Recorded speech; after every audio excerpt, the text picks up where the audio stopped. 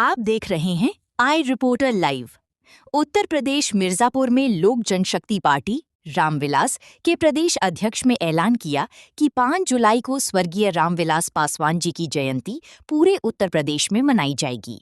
लोक जनशक्ति पार्टी रामविलास के नेतृत्व में पूरे उत्तर प्रदेश में जिले जिले कार्यक्रम चल रहा है और उसी संबंध में आज मिर्जापुर के इसी जनपद में हमारा कार्यक्रम चल रहा है और लोक जनशक्ति पार्टी दलित चौपाल हो रहा है। आगामी 5 जुलाई को हम सबके नेता और लोक जनशक्ति पार्टी के संस्थापक, हम सबके दूसरे अंबेडकर और हम सबके भगवान माननीय श्रद्धेय रामविलास पासवान साहब जी की 5 जुलाई को जन्मोत्सव धूमधाम से भव्य महा आयोजन किया गया है लखनऊ में।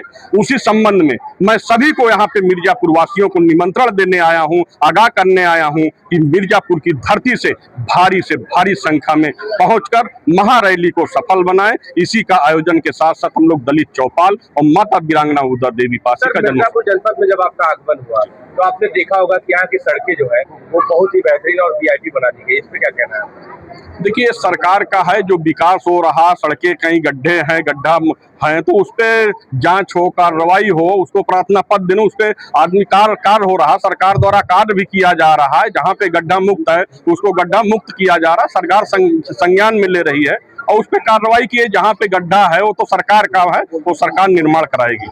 अच्छा, आप जिस जगह आए हैं यहाँ की पड़री थाना क्षेत्र की भी कुछ समस्याएं हैं जी, उसके लिए कैसे आप देखते हैं, कैसे क्या करेंगे? देखिए, हमारी लोक जनशक्ति पार्टी रामविलास हमारी गरीब दलितों, हमने जो ये दलित चौपाल किया, दलित चौपाल के मतलब हमारी पार्टी का ये नहीं होता कि दलित चौपाल के मतलब अनुसूचित समाज, अनुसूचित जनजाति, ये नहीं होता।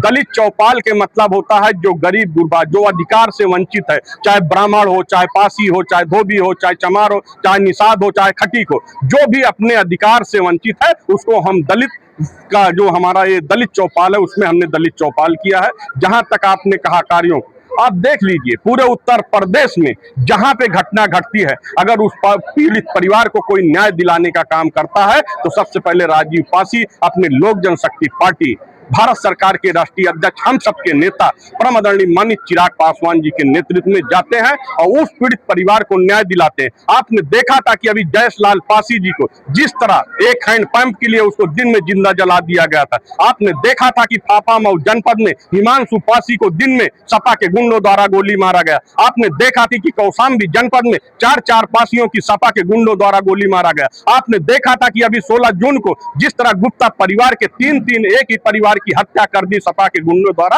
अगर उस परिवार का कोई आंसू पोंछने का काम किया तो उस परिवार का आंसू पोंछने का काम राजीव पासी और लोक जनशक्ति पार्टी रामविलास उत्तर प्रदेश के प्रभारी, हम सबके नेता माननीय अरुण भारती ने उस परिवार का आंसू पोंछने का काम किया। अभी आपने देखा कि श्री अखिलेश यादव जी 2 दिन प्रयागराज में थे, उनके गुंडों ने जिस तरह गुप्ता परिवार की हत्या किया। बात करते हैं पीडीए के, तो क्या पीडीए में नहीं आता गुप्ता परिवार? अगर उन हत्या हुई गुप्ता परिवार के तो श्री अखिलेश यादव जी 2 दिन थे प्रयागराज में, उनको पीड़ित परिवार से मिलने का समय नहीं मिला। इसलिए नहीं मिला कि उनके सपा के गुंडों ने हत्या किया। अगर समाजवादी पार्टी का कोई यादव होता तो श्री अखिलेश यादव जी उनको 5 लाख का चेक लेके पहुंच जाते। ये श्री अखिलेश यादव जी बेईमान नेता है और 2027 में लोक जनशक्ति पार्टी इनको समाप्त कर देगी। पूरे उत्तर प्रदेश में लोक जनशक्ति पार्टी 403 पे चुनाव लड़ने जा रही है और मजबूती से लोक जनशक्ति पार्टी लड़ेगी। उत्तर प्रदेश की चाबी लोक जनशक्ति पार्टी रामविलास की होगी, जिसको चाहेगा उत्तर प्रदेश का मुख्यमंत्री बनाएगा। 27 की बात करें तो अभी बिहार में भगत तिवारी का एनकाउंटर और हत्या से